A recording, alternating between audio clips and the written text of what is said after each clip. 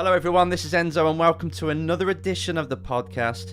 It's good to be back. I've got over my jet lag from New Zealand, just been coaching over in New Zealand, and I'm back in the office, sat in front of this nice big microphone.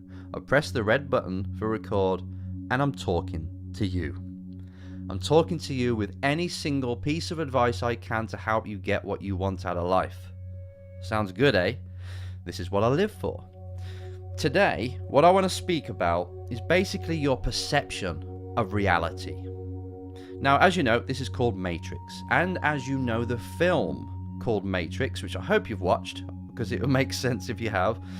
Keanu Reeves did a film called The Matrix. Again, I'm not patronizing you, I know you've watched it, but just, you never know, there might be a few people out there that haven't watched it.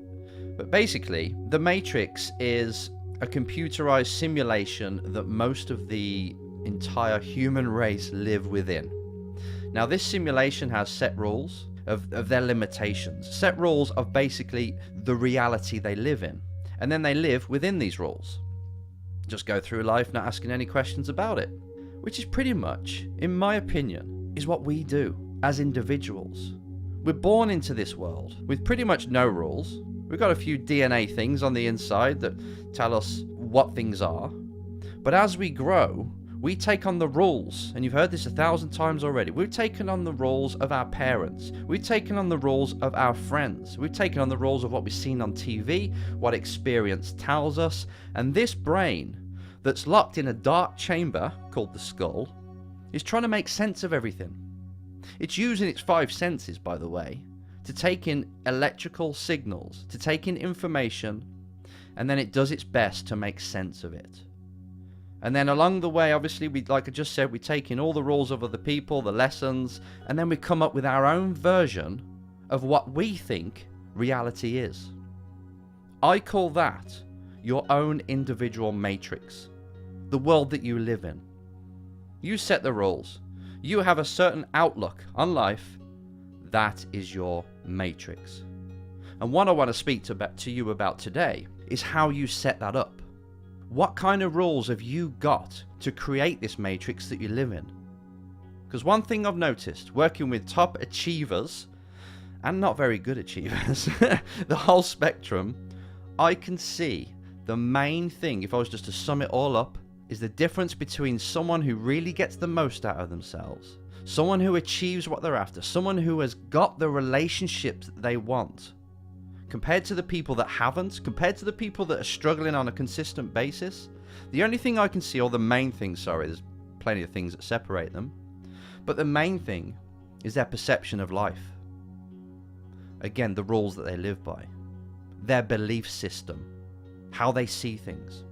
So let's just pretend you got a pair of glasses on, and these glasses pretty much paint the picture that you see in life. And in these glasses, you have all the rules, you have all the beliefs, and you're looking through this because it's like a filter. And then you experience life in that way. And what I'm seeing, the difference between people is they've just got different pairs of glasses on, different rules, different expectations, different perception and outlook on life. And if you were to change a few of those beliefs that you've got that build this world, you get different results.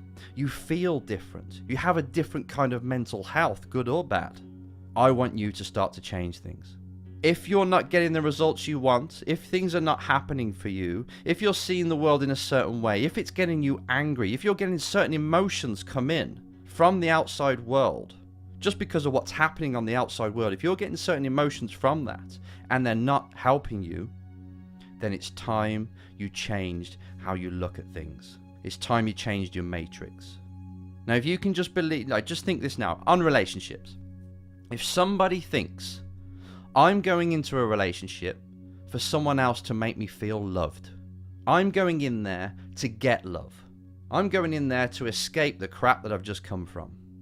If that's your belief system, that's the way you see the world, if that's your matrix of how a relationship should be, then you're going to be forever hopping from relationship to relationship. If you're going into a relationship or a loving partnership to get something for you, then like any bank account, you're going to steal all that money and leave it dry. You'll leave it dry so that other person can't give any more and they'll leave you. However, if you're going to relationships to give or to share, to be with a person where you know that if you give massive love, that they're going to give it back, then that power compounds. It's not just two, this explodes. If you're going in there to create excitement, to provide, to contribute, then you'll have different kinds of relationships. Yes, you'll give it to people that don't deserve it now and then, but eventually, if you're a giver and you're there to have fun, you're there to make other people's lives better at the same time as yours, your relationships are going to be completely different to someone who is just taking, just going for a relationship to heal themselves from the last one. That is just a perception change. It's the way you view things. And this is the same with everything. If, again, you hear me say this all the time, if somebody cut you up on the road, and you're the kind of person that gets angry instantly from that, then that means you're seeing it a certain way, right? You're saying that that person has just disrespected you. You're saying that that person didn't see you and they're being rude to you. So then you react. However, if somebody then, to a different person who's got a different outlook, also gets cut up on the road, they might think, maybe that person is in a rush. Maybe that person just didn't see me. You know what? I've done the same. As a consequence, that person's going to get a different feeling, right? They won't be angry, they'll be more understandable and they'll just get on with their life, less stress. I'll tell you what hit this home to me. I got a phone call from my mum and my stepdad was dying. Okay, it's a bit dark, I know, but my stepdad was dying. They were 20 minutes away and I wanted to get there before he passed away. I thought there was a chance. So for them 20 minutes, I was absolutely flat out on the road. I was overtaking on corners where you shouldn't be. I was cutting people up and everybody was pretty much flashing their lights and giving me the V sign and all sorts of other signs, right? And I just thought to myself as I was driving, I thought, you know what? You just don't understand. I didn't retaliate because I had a mission in mind to get to this hospital in time, but I just thought, you don't understand. And this is a lesson to me. They don't understand. They're just basically going through their day, placing their viewpoints on me because I'm driving a certain way. If they knew I was driving my heart out to try and make it there before my stepdad had passed away, they'd probably understand. But they didn't take the time to even think that. And I said from that day forward, no matter what happens, and this has been a challenge of mine, because obviously now and then I don't do this, but no matter what happens and other people do, I'm going to make myself see a different viewpoint. Because not everyone out there is out to make you peed off, right? But if I can just change my viewpoint of what's happening in life on the things I'm not in control of, then that puts me in control. So if somebody does cut me up and then they go off in the distance, I can think to myself, maybe they're in a rush. Maybe something's happening to them right now that they have to get somewhere. And instantly I feel better about it. This is not me rolling over and having people tread on me. This is me trying to be emotionally intelligent. Like if the weather is a certain way and we want to go to the beach and it's raining, should we say? Instead of that angst in me, I'm like, okay, that's great for the flowers. Now let's go and do something else. It makes me more resourceful. I want you to do the same. This is me changing the matrix of, the perception of how I see things that are out of my control. So if the world presents me with a challenge, if the world presents me with something, I am the one that says what that means. And to be a bit deluded, I can change what that means to help me feel better about it. It is delusion, but one thing I've found is that many people who get what they want and they seem happy, they're masters at seeing things in a different way. They're masters at changing the meaning of something to help them, even if it's not completely true. It doesn't matter. They just change how they see things to help them get what they want. That is creating the matrix for you. If you've got rules like this, if you see life in a certain way that helps you, then you've got a healthy matrix that you live within. That's your world.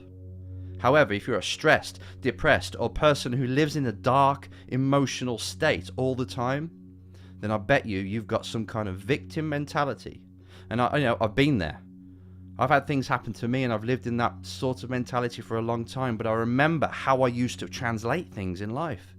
I used to think, woe is me. I used to think everything's against me constantly. But as soon as I changed that, because I'm not poo-pooing depression here, because I know it's a serious thing. But as soon as I changed that, I flipped my emotions. I flipped the resourcefulness that I had. And it allowed me to be in control. It allowed me to be the one that says how this is going to work, what emotions I want to feel, how I want to be in life. It's a game changer. Now, the matrix is something that I speak about a lot, and I'm going to speak about a lot more, but basically it means if you change the way things look to you and how you translate them coming in, then you're in control.